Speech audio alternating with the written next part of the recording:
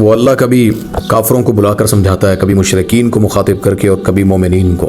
قرآن کے مختلف جگہوں پر مختلف سپاروں صورتوں میں آیات میں اللہ نے نصیحتیں فرمائی ہیں۔ مشرک بھی اب یہ نہیں کہہ سکتا مجھ تک دعوت نہیں پہنچی، منافق نہیں کہہ سکتا کہ اصل دین کیا تھا، میں نے دل میں اصل ایمان کیسے لانا تھا، اور مومن بھی نہیں کہہ سکتے کہ ہمیں رستے نہیں بتلائے گئے۔ اللہ نے ہر چیز کو کھول کر بیان کر دیا ہے، کبھی مثالیں دیتا ہے نبیوں کی، کبھی سرکش لوگوں کی، کبھی جنت کی باتیں، کبھی جہنم کے احوال، کبھی نبیوں کی باتیں۔ یہ ساری چیزیں بتلانے کا مقصد کیا تھا؟ اللہ تعالیٰ کہ انسان کو اس کی اصل پہچان کروانا چاہتے ہیں۔ تو مختصر سی باتیں ہمارے خلاصہ قرآن میں جو آپ کے سامنے میں رکھنا چاہتا ہوں۔ آپ سب کو اہلاً و سہلاً مرحبا، السلام علیکم ورحمۃ اللہ وبرکاتہ۔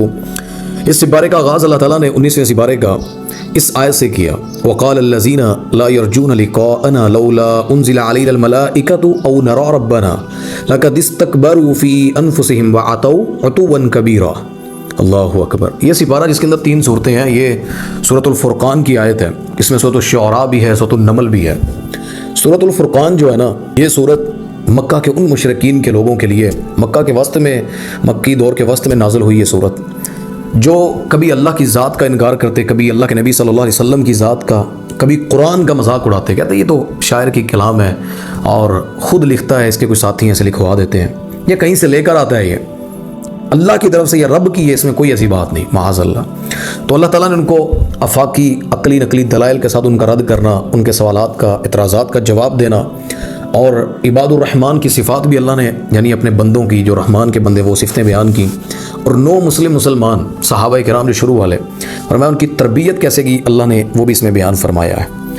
تو اس میں آپ پڑھیں گے، آپ پہلی آیت ہی پڑھ لیں، اس میں اللہ نے اپنی قدرت کاملہ کو ظاہر کیا کہ رب کون ہے۔ تبارک الذی نزل الفرقان علی عبدہ، یعنی اللہ بابرکت ہے وہ ذات، اللہ یہ تعارف کروا رہے ہیں۔ 10 نمبر آیت پڑھیں گے اس کی، اس میں بھی اللہ نے جو شروع کیا آیت کو، تبارک الذی ان شاء جعل لک، یہ بھی اللہ نے بابرکت اپنی تعارف کرواتے ہوئے ذات کا اللہ نے وہاں سے شروع کیا۔ تو یہ تعارف الہی کا بھی ان آیات میں اللہ نے ظاہر کیا ہے۔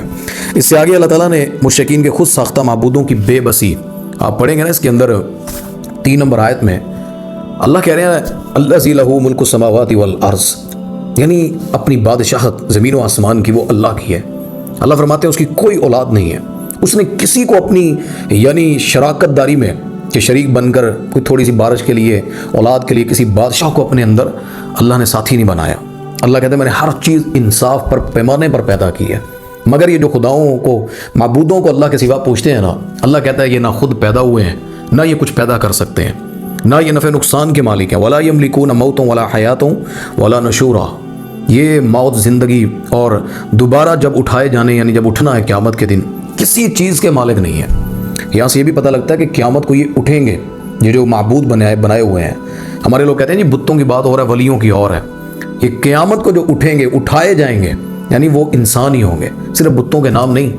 مشرکین مکہ کے صرف بت نہیں تھے، ان کے بھی نیک لوگ تھے جن کے ناموں کے انہوں نے بت بنائے ہوئے تھے، تو اللہ ان کا یہاں پہ رد کر رہے ہیں۔ اس سے آگے 6 نمبر آیت میں اللہ نے مشرکین کے ان اعتراضات کا جواب دیا جو قرآن کے بارے میں اور نبی پاک صلی اللہ علیہ وسلم کے بارے میں تھے۔ وہ کہتے ہیں قرآن جھوٹی کلام ہے، یہ خود لکھ لیتا ہے، اس میں کوئی ایسی بات ہی نہیں ہے، یہ گھڑ لیا گیا ہے، اور کچھ لوگ ان کی مدد کر کے ان کو لکھواتے ہیں۔ تو اللہ نے کہا یہ ماں سوائے جھوٹ اور الزام کے، ظلم کے کچھ نہیں ہے کہ میرے نبی اور قرآن کے بارے میں ایسی بات کرتے ہیں۔ اللہ نے ان کو یہاں پر دلیل دے کر فرمایا، قرآن میں آتا ہے قل انزلہ الذی یعلم السر فی السماوات والارض، یہ اس نے نازل کیا جو زمین و آسمان کے پوشیدہ رازوں کو جانتا ہے۔ یعنی اللہ نے یہاں پر ان کو یہ بھی کلیئرنس دے دی کہ یہ نازل شدہ تنزیل من رب العالمین، یہ رب العالمین کی طرف سے نازل شدہ ہے، قرآن میں لکھا ہے۔ تو اللہ نے ان مشرکین کو اس کا جواب دیا۔ اس سے آگے وہ ایک مسئلہ جس میں ہم مسلمان بھی لڑتے ہیں، نبی بشر ہے یا نور ہے، نور من نور اللہ، یہ نہیں کہا تو گستاخی ہو جائے گی، بشر کہیں گے انسان ہے تو گستاخی ہوگی۔ قرآن میں کتنی جگہوں پر اللہ نے یہ بات کی ہے، میرے نبی آپ کو ہم نے انسان پیدا کیا، نور نہیں ہے، نوریوں نے انسانوں کو سجدہ کیا ہے۔ وہ مشرکین مکہ جو کہتے تھے نا، قرآن میں آتا ہے، فرماتا ہے کہ ان کا پہلا اعتراض یہی تھا، وَقَالُوا مَا لِهَذَا الرَّسُولِ يَأْكُلُ الطَّعَامَ وَيَمْشِي فِي الْأَسْوَاقِ، کیا ہے اس رسول کو ہم چنے رسول کہتے ہو جسے ہماری طرح ہی کھاتا پیتا ہے، بازاروں میں چلتا پھرتا ہے، نہ اس کے ساتھ کوئی خزانے اترے ہیں، نہ کوئی فرشتے اترے ہیں، یہ کیا، اس کو ہم کیسے نبی مان لیں؟ تو اللہ نے ان کے اعتراض کا جواب دیا کہ میرے نبی انظر کیف ضربوا لک الامثال، دیکھ تو صحیح ہے تیرے بارے میں کیسی مثالیں دے رہے ہیں۔ یعنی اس سے پہلے بھی اللہ نے جو نبی بھیجے وہ بھی کھاتے پیتے تھے، ان کی بھی اولادیں تھیں، وہ بھی بازاروں میں رہتے، تجارت بھی کرتے، بکریاں بھی چراتے، اور بھی جس کو جو بزنس دیا اللہ نے، لیکن وہ سب سے اعلیٰ ہے۔ ہمارے لوگ بھی کہتے ہیں جی یہ اب نبی کو انسان کہیں گے، نبی انسان ہے مگر عام انسانوں کی طرح نہیں ہے، یعنی ہم گناہ گار ہیں، ہمارے دلوں میں زنگ لگ جاتے ہیں۔ اللہ کے نبی کا دل اللہ نے دھو کر ایمان سے بھر دیا ہے، یعنی ان میں کوئی غلطی معصوم عن الخطا ہے، یہ فرق ہے۔ مگر یہ کہنا کہ نہیں جی نور مانا جائے، نبی کی اولاد بھی تھی، وہ نور نہیں تھے، نور ہدایت کا تھے، جسمانی طور پر نور نہیں تھا۔ ابھی بھی لوگ کہتے ہیں نبی کا سایہ نہیں تھا، نبی کے گنبد کا بھی سایہ نہیں ہے مدینہ میں، سارا کچھ ایسا ایسا میڈیا نے بھی دکھا دیا اور مانتے بھی جا رہے ہیں۔ میرے نبی انسان تھے، ان کا سایہ بھی تھا، سب کچھ تھا۔ سایہ نہ ہو کر کون سی فضیلت ہے؟ بتائیں مجھے اس میں کون سی ایسی فضیلت؟ یعنی بعض لوگ کہتے ہیں سایہ پر قدم نہ آ جائے، انا للہ و انا الیہ راجعون۔ میرے نبی کے دندان شہید کر دیے انہوں نے، ہمارے نبی صلی اللہ علیہ وسلم پر اوجڑیاں گراتے رہے، ہمارے نبی صلی اللہ علیہ وسلم کو اس یہودی عورت نے کھانے میں زہر ملا کر دے دیا، یہ سائے پر لڑ رہے ہیں۔ وہ میرے بھائی نبی کو اللہ نے آزمایا، تکلیفیں ہر چیز دی ہے۔ اب سائے کے مسئلے پر آپ سمجھیں اللہ نے سایہ نہیں دیا تھا، میرے رب نے زہر نبی کے حلق میں جانے دیا، سایہ نہیں بنایا۔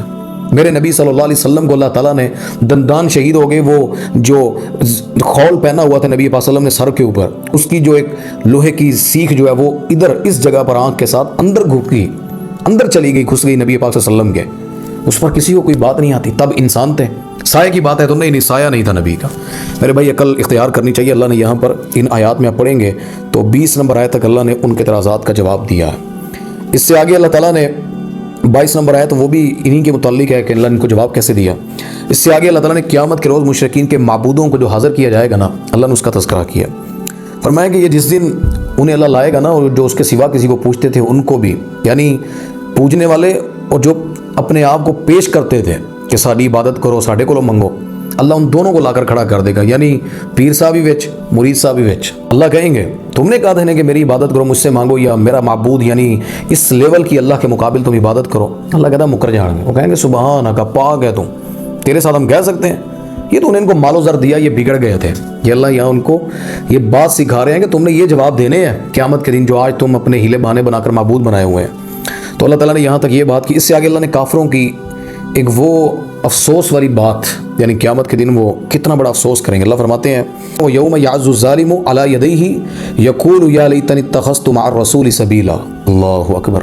وہ ظالم اپنے ہاتھوں کو نا منہ میں چبائیں گے اور کہیں گے کاش ہم رسول کے اس راستے میں شامل ہو جاتے، اس کے اس سفر میں، یعنی دعوت کے میدان میں۔ تو اللہ تعالیٰ یہاں پر اس چیز کو بھی ظاہر کر رہے ہیں کہ یہ کافر جو ہے قیامت کو کس طرح افسوس کریں گے۔ اس سے آگے اللہ تعالیٰ نے وہ گواہی جو ہمارے معاشرے میں معروف ہے کہ اللہ کے نبی کی شفاعت ہونی، سارے بخشے جانے، فل کائنات، بس نبی دے لڑ لگ گئے ہیں، بخشے گئے۔ لڑ لگنا اعمال سے ہوتا ہے، سیرت پہ چلنے سے ہوتا ہے، صرف نعرہ لگانے سے نہیں ہوتا۔ قرآن میں آتا ہے، اللہ کہہ رہے ہیں 30 نمبر آیت ہے وقال الرسول یا ربی ان قوم اتخذوا هذا القرآن مہجورا۔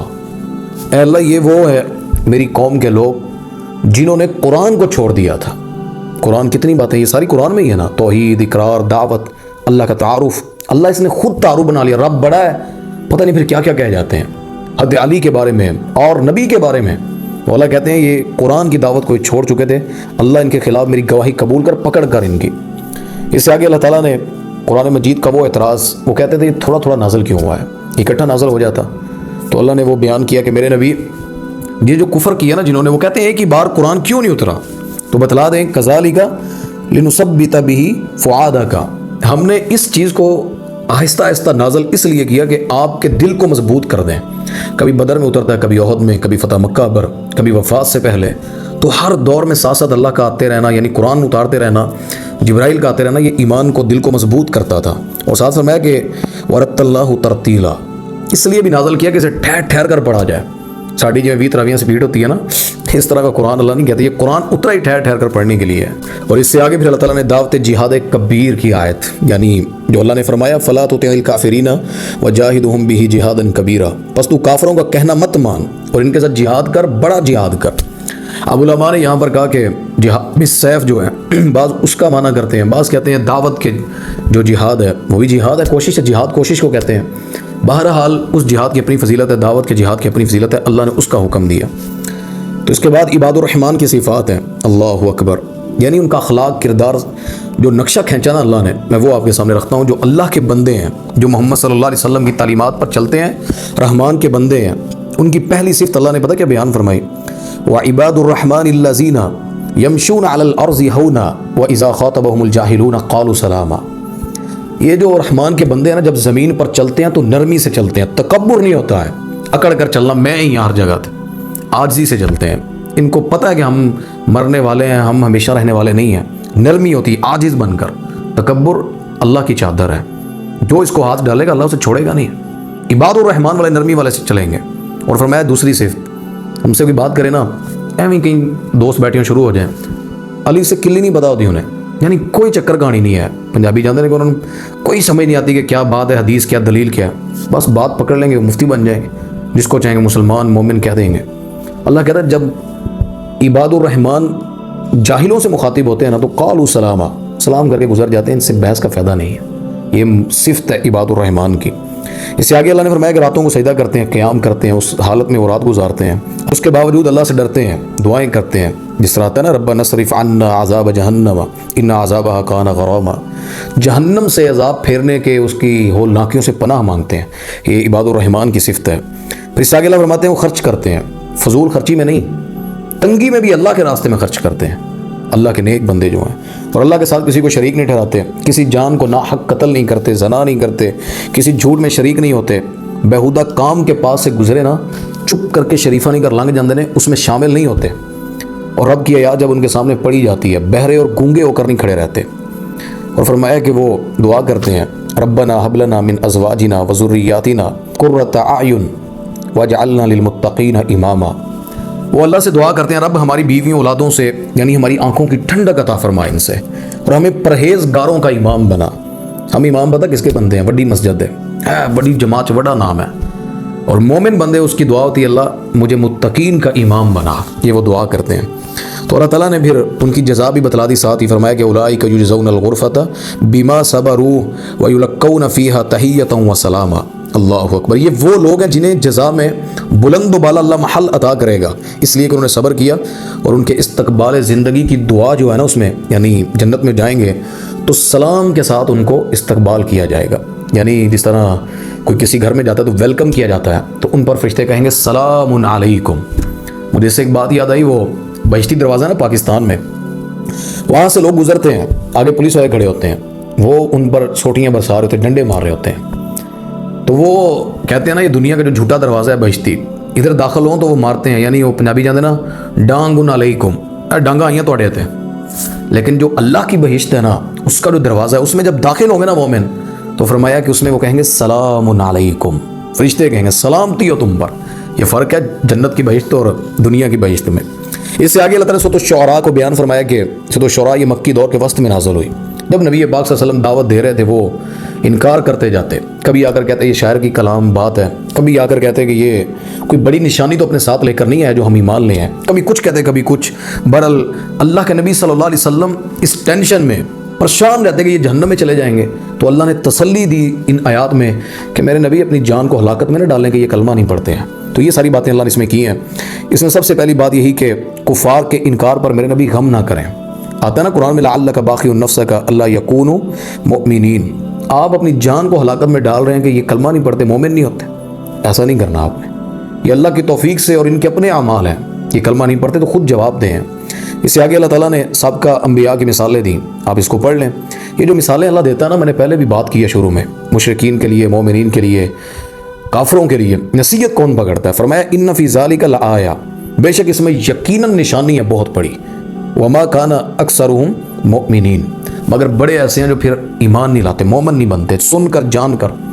तो हम भी सुन रहे हैं, पढ़ते हैं, जिस तरह मूसा और फिरौन, अल्लाह ने उसका वाक़या नकल किया, उनकी दावत, आपस में जंगें, सारा कुछ अल्लाह ने उसका तस्करा फरमाया। और काफिर और मोमिन की सोच में जो फ़र्क होता है, फिरौन की सोच और मूसा की सोच में कितना फ़र्क है, अल्लाह ने इसको ज़ाहिर किया। तो ये आप पढ़ेंगे इसमें, जिस तरह जादूगरों को उसने बुलाया और फिरौन उन पर एतबार करके बैठा था, अल्लाह ने उसको वाज़े किया। तो ये सारी चीज़ें जितनी आपने पढ़नी है ना, इसमें अल्लाह सुब्हानहू व तआला ने ना 41 से 42 नंबर आयत है, मूसा अलैहिस्सलाम का तस्करा है। फिर इसमें 51 नंबर आयत तक अल्लाह ने किस तरह मूसा को फतह दी उसका तस्करा है। लेकिन अल्लाह समझा ये रहे हैं कि ईमान की असल ताकत है, मूसा के पास ईमान की ताकत ही वो डटा रहा है। अल्लाह की तरफ से ईमान होता है, अल्लाह का होना। ईमान सिर्फ ये नहीं होता कि 5 किताबों ने पता है, फरिश्तों का पता है, नबी पर ईमान, अल्लाह पर ईमान। ये इकरार और चीज़ है, तस्लीम करके जहन बनाना और चीज़ है। तो अल्लाह ने इससे आगे फिर इब्राहीम सलाम का معبود باطلہ کے خلاف کھلم کھلا دشمنی جو ہے اللہ نے اس کا تذکرہ کیا ہے کہ کس طرح ابراہیم علیہ السلام نے اپنی قوم اور اپنے باپ کو دعوت دی اور کس طرح ان کو ڈرایا کہ یہ جن کی تم عبادت کر رہے ہو یہ کچھ پیدا نہیں کر سکتے، یہ بت ہیں فقط محض، یہ نفع نقصان کے مالک نہیں ہیں۔ تو اللہ نے ابراہیم علیہ السلام کا یہاں پر سارا تذکرہ کیا ان کی دعوت کا۔ پھر اس سے آگے اللہ نے سارے نبیوں کا اپنی قوموں سے جو تذکرہ ہے، یعنی نوح علیہ السلام ہے، ہود علیہ السلام ہے، صالح، لوط، شعیب، اللہ نے سب کی دعوت کا تذکرہ کیا۔ پھر بتایا کہ انبیاء کی دعوت کو ماننے والوں کو اللہ نے کیسے نجات دی اور انکار کرنے والوں کو اللہ نے کن کن عذابوں میں پھنسایا۔ یعنی منکر ہے جو نبی کا، ان کے گناہ اتنے بھی نہیں تھے، بندہ کہے گا نا بہت زیادہ کبیرہ گناہوں میں ایک ایک گناہ ہوتا تھا۔ لوط علیہ السلام کی قوم فقط برائی کرتی تھی لڑکوں کے ساتھ، اللہ نے پتھر برسا دیے۔ شعیب علیہ السلام کی قوم ناپ تول میں کمی کرتی تھی، اللہ نے قوم ساری تباہ کر دی۔ حضرت موسیٰ علیہ السلام اور ان کے جو آگے بنی اسرائیل کے لوگ تھے، ایک ایک غلطی، ہفتے کے دن مچھلیاں نہیں پکڑنے کا اللہ نے کہا، صرف مچھلیاں پکڑی اللہ نے، بندر قردۃ خاسئین، بدترین مخلوق اللہ نے بندر اور ان کی شکلوں کو اس طرح کا بنا دیا۔ تو یہ اللہ تعالیٰ نے یہاں ان کا تذکرہ کیا، ان قوموں کا اور انبیاء کا۔ اس سے آگے اللہ تعالیٰ نے قرآن مجید میں آپ پڑھیں گے، اس میں 192 نمبر آیت اور 196 نمبر، کہ قرآن مجید شیطانوں کا نازل کردہ نہیں ہے کہ آپ سمجھیں کہ یہ شیاطین لے کر آتے ہیں، بنا لیتے ہیں۔ اللہ فرماتے ہیں نزل بہ الروح الامین، یہ اللہ نے روح امین یعنی وہ امانت دار فرشتہ اللہ کا جبرائیل وہ لے کر اترا اس چیز کو۔ تو اللہ تعالیٰ اس میں وہ سمجھا رہے ہیں سارا کہ عربی زبان میں اترا ہے، اس کی واضح زبان ہے، پہلے لوگوں کی کتابیں بھی اس میں ان کے تذکرے اور ان کی جو دعوت کا یعنی اصل اسلوب ہے وہ اس میں بھی موجود ہے۔ قرآن کی بھی دعوت وہی ہے، شریعت الگ ہے۔ تو اللہ نے یہاں پر ان چیزوں کو واضح فرما دیا ہے۔ اس سے آگے آپ پڑھیں گے اللہ نے کھلے عام نبی کو دعوت دینے کا حکم دیا۔ پہلے تھا 3 سال تک نا چھپ کر دعوت دیتے، کسی کو نہیں پتہ لگتا تھا یہ اللہ کا تعارف کون کروائی جا رہا ہے۔ آہستہ آہستہ نبی پاک صلی اللہ علیہ وسلم نے نا اس آیت کے بعد وَأَنذِرْ عَشِيرَتَكَ الْأَقْرَبِينَ، یعنی اٹھ میرے نبی اور اپنے خاندان والے رشتہ داروں کو ڈرا، اٹھ کر رشتہ داروں گھر سے دعوت شروع کر۔ دعوت وہی ہے جو خود سے شروع کی جائے، باہر دیتے رہے اپنا نظام سارا خراب ہو تو اس دعوت کا اثر نہیں ہوتا۔ نبی پاک صلی اللہ علیہ وسلم نے قریش کے لوگوں کی دعوت کی، کسی نے کلمہ نہ پڑھا، اندر سے تانو تشنی ابو لہب جیسے بدترین انسان نے برا بلا کہنا شروع کر دی۔ کچھ عرصے بعد نبی پاک صلی اللہ علیہ وسلم نے دوبارہ کھانا پکایا، پھر قریش کے لوگوں کو بلایا۔ یہ جو آتا ہے نا وَأَطِعِمُوا الطَّعَامَ، لوگوں کو کھانا کھلاؤ۔ مسجد قباء میں پہلا خطبہ نبی پاک صلی اللہ علیہ وسلم نے یہی دیا تھا، افشوا السلام وَأَطِعِمُوا الطَّعَامَ، سلام کو عام کرو اور کھانا کھلاؤ۔ یہاں پہ بھی کھانا کھلانے کا تذکرہ ہے، سب سے پہلی دعوت میں کھانا کھلایا، دسترخوان لگایا۔ تو کھانا لگا کر بھی اگر کوئی آپ کے قریب آتا ہے نا روٹی کھانا دینے، جی لوگ کوئی بات نہیں یار، روٹی کھانی ہے، مسجد میں کھائے کوئی باہر کھائے۔ اگر روٹی کھا کر کوئی اللہ کا قرآن سن جاتا ہے، کوئی حدیث سن جاتا ہے، خیر کی قبروں کے لنگر کی میں بات نہیں کر رہا، مردوں کے نام کی نہیں میں کر رہا، آپ نے تلاوت کا پروگرام رکھا، آپ نے نبی کی نعت کا رکھا، سیرت سنانے کا رکھا، جو شریعت میں صحیح دعوت ہے، اس میں کوئی کھانا کھا کر اگر قرآن سن جاتا ہے تو انشاءاللہ وہ کھانا ضائع نہیں ہوگا۔ تو نبی صلی اللہ علیہ وسلم نے دعوت کے لیے ان کو بلایا تو کسی نے بھی کلمہ نہ پڑھا۔ حالانکہ ابو طالب جو تھا اس نے بھی دیکھا تو کہا میرا آبا و اجداد کا دین چھوڑنے کو دل نہیں کرتا، مگر میں تیری سپورٹ کروں گا، تجھے جہاں پریشانی ہوئی میں ساتھ دوں گا۔ اللہ کے وسلم کو حوصلہ ملا۔ پھر اگلے دن نبی پاک صلی اللہ علیہ وسلم کوہ صفا کی پہاڑی پر چڑھ گئے، اس کوہ صفا پر فرمایا کہ میں کہوں اس پہاڑی کے پیچھے لشکر تم پہ حملہ کرنے والا، مان لو گے؟ سب نے کہا ہم یقین کریں گے، آپ کی زبان سے کبھی جھوٹ نہیں سنا۔ یہاں ایک چیز سمجھنے والی ہے، میرے نبی کی ذات کو مان رہے تھے وہ مکہ کے مشرکین کہ ہاں ہم تیاری کریں گے، پیچھے لشکر کھڑا ہے، ہم لڑیں گے اس کے ساتھ۔ لیکن جب نبی پاک صلی اللہ علیہ وسلم نے پھر دوبارہ دعوت دی، انا النبی، میں اللہ کا نبی ہوں، یا ایھا الناس قولوا لا الہ الا اللہ تفلحوا، جب یہ دعوت دی اللہ کی الہ ہونے کی، اپنے نبی ہونے کی، وہ سارے نبی کے دشمن بن گئے۔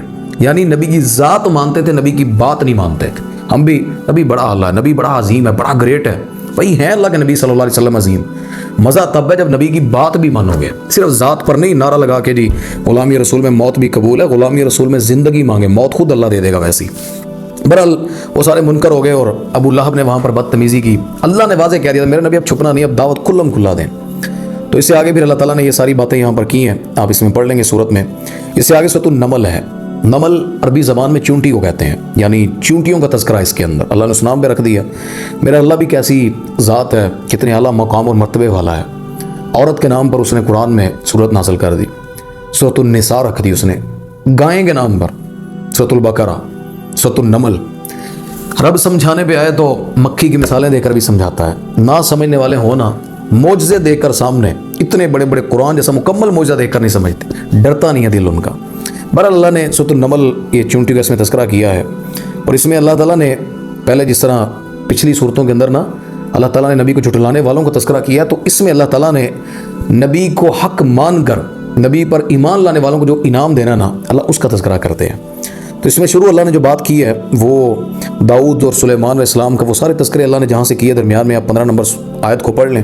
بلا شبہ یقیناً ہم نے داؤد اور سلیمان کو ایک علم دیا، اور ان دونوں نے کہا کہ تمام تعریف اللہ کے لیے ہے۔ اتنی بڑی پوسٹ اللہ نے دی، تکبر نہیں تھا ان کے اندر۔ تو اللہ تعالیٰ نے یہ ساری بات سلیمان پیغمبر کی اور داؤد علیہ السلام کی اللہ نے کی۔ ایسی بادشاہت اللہ نے کسی کو نہیں دی ہے۔ یہ پرندوں کی، جانوروں کی بولی سمجھتے تھے، اس سے بڑی بات کیا ہوگی؟ جن ماتحت تھے، ہواؤں کو اللہ ان کی جس طرح اللہ چاہتا ہے یہ پسند کرتے، اللہ ویسے چلا دیتا۔ یہ اللہ نے اختیار ان کو دیا تھا۔ تو یہ تو یہاں پر یہ جو چونٹی کا واقعہ ہے نا سلیمان علیہ السلام کے لشکر کے ساتھ، اللہ اکبر، قرآن میں اللہ فرماتے ہیں قالت نملۃ یا ایھا النمل ادخلوا مساکنکم، ایک چونٹی نے کہا تھا چونٹیوں اپنے گھر میں داخل ہو جاؤ، کہیں سلیمان اور اس کا لشکر تمہیں کچل نہ دے اور وہ شعور نہ رکھتے ہو، یعنی تم اسے نظر نہیں آ رہے لشکر کو۔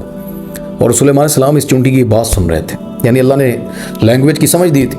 تو جب کان میں یہ جملے پڑھے نا تو حضرت سلیمان علیہ السلام مسکرائے اس پر۔ اللہ نے قرآن میں نقشہ کھینچا ہے، فتبسم ضاحكا من قولها وقال ربي اوزعني ان اشكر نعمتك التي انعمت علي وعلى والدي، اللہ اکبر۔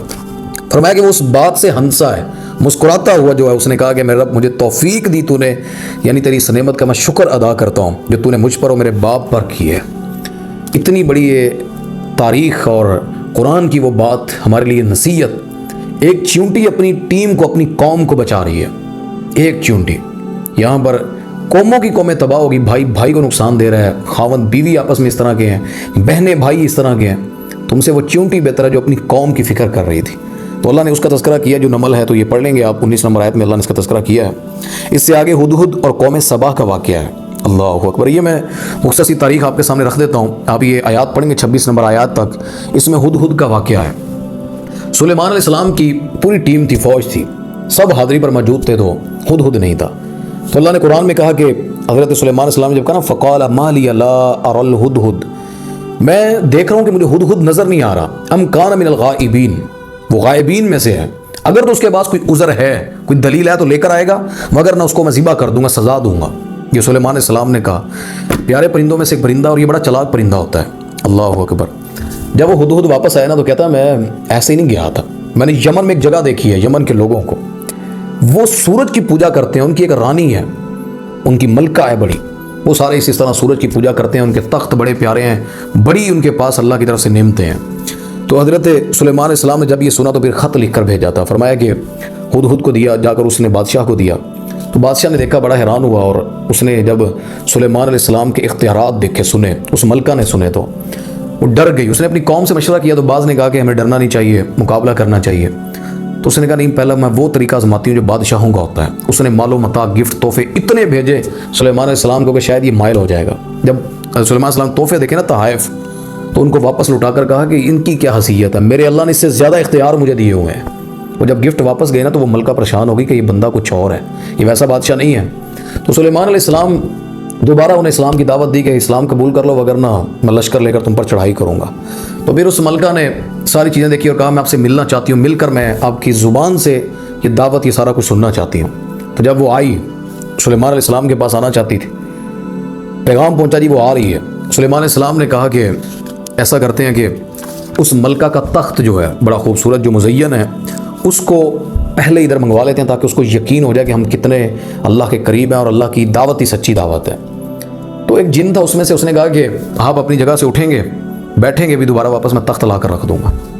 لیکن اللہ کہتے ہیں ان میں سے ایک علم والا تھا جس کو اللہ تعالیٰ نے کتاب کا علم دیا تھا، تو اس نے کہا کہ میں تیرے پاس اس سے پہلے لے آتا ہوں کہ تیری آنکھ تیری طرف جھپکے، یعنی تو آنکھ کو جھپکے گا میں تخت لے آؤں گا۔ انسان تھا، آصف نامی شخص، وہ اس نے سلیمان علیہ السلام سے جب یہ معاہدہ کیا، یعنی بات کی اور وعدہ کیا کہ لے آؤں گا، سلیمان علیہ السلام نے آنکھ جھپکی، وہ تخت لے آیا تھا۔ اب کیسا علم تھا، کیا تھا، اللہ نے اسے کیا دیا انسان کو، یہ اللہ بہتر جانتے ہیں۔ تو سلیمان علیہ السلام نے اس تخت کو جب وہاں پر اپنے پاس رکھوایا تو ملکہ آ گئی، وہ حیران ہوئی، کہتی یہ میرا تخت؟ فرمایا یہ ہو بہو ایسا نہیں، کہا ہو بہو نہیں، یہ بالکل میرا ہی ہے، یہ وہی ہے۔ اس چیز سے وہ ایمان لے آئی، اس نے کلمہ پڑھ کر مسلمان ہو گئی۔ تو سلیمان علیہ السلام کی ریاست بھی اس طرح کی تھی کہ ایسی ریاست اور ایسی بادشاہت کسی کے پاس، شیشہ نہیں ہے ہمارے ملک میں جو شیشہ چلتا ہے، یہ تب بھی سلیمان علیہ السلام کے پاس تھا۔ سائنس آج کہتی ہے ہم نے یہ ایجاد کر لیا، یہ کر لیا۔ سلیمان علیہ السلام کے محل میں دعوت دی گئی نا اس عورت کو، تو یہ ملکہ داخل ہوئی، ملکہ سبا جو ہے، تو اس نے نا اپنے پانچے اوپر کر لیے، شلوار کے نا پانچے ایسے اوپر اٹھا لیے کہ پانی ہے، لیکن جیسے اس نے قدم رکھا تو اس کے پاؤں کو پانی نہیں لگا، وہ شیشے کے نیچے پانی تھا، اوپر شیشہ تھا محل میں۔ تو وہ بڑی حیران ہوئی اور اس نے اس محل کو دیکھ کر اللہ اکبر بڑی حیرانگی کے ساتھ اس نے اظہار کیا اور کہا کہ واقعتاً اللہ نے اسے اتنا نوازا، اس پیغمبر کو، اس نبی کو، اس میں کوئی تکبر نہیں، کوئی اس میں اس طرح کی بات نہیں بادشاہوں والی، یہ تو سادگی سے زندگی گزارتا ہے۔ تو وہ ان پر ایمان لائی اور مسلمان ہو گئی۔ تو یہ مکمل واقعہ اللہ نے اس کے اندر بیان فرمایا ہے۔ تو یہ واقعات یا یہ چیزیں ہیں نا جو نصیحت کے لیے ہیں، اس کو پڑھا کریں اور اس نیت سے کہ اللہ نے اس میں ایمان والوں کے لیے نشانیاں رکھی ہیں۔ تو یہ ہمارا 19واں سپارہ سورہ نمل تک انشاءاللہ یہ کمپلیٹ ہوا۔ اللہ تعالیٰ ہم سب کو عمل کی توفیق عطا فرمائے اور رمضان کی برکتیں سمیٹنے کی اللہ توفیق عطا فرمائے۔ وآخر دعوانا الحمدللہ رب العالمین۔